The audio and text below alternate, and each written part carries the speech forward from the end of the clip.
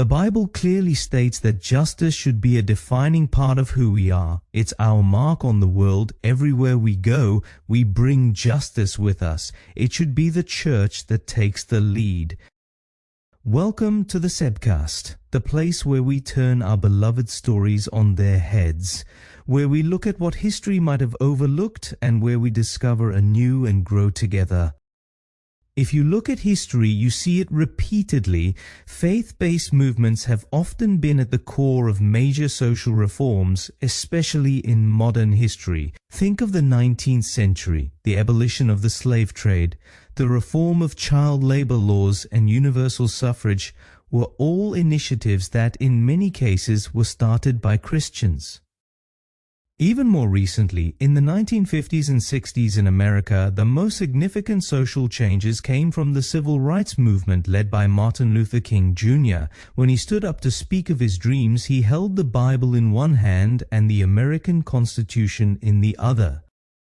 Christians have always been at the heart of these changes. Unfortunately, in recent times, we have mostly reduced the Christian faith to something very private. But when the Bible speaks of the kingdom of God, it speaks of a kingdom that comes within us.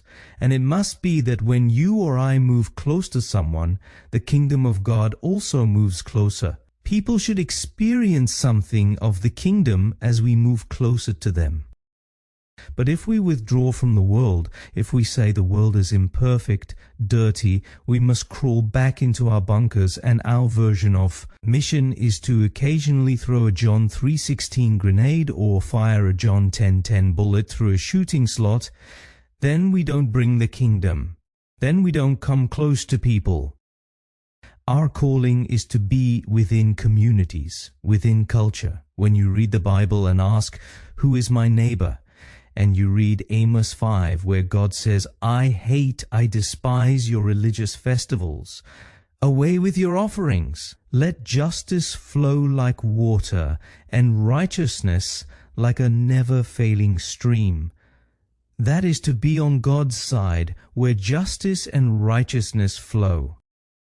You do it in your home, in your neighborhood, in Africa, in Cambodia. Wherever you are, justice and righteousness belong together.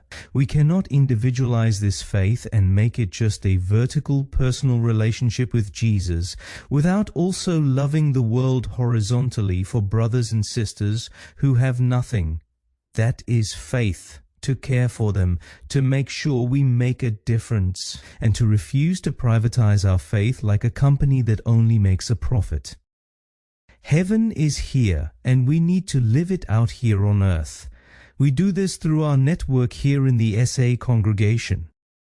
See you tomorrow. Take care.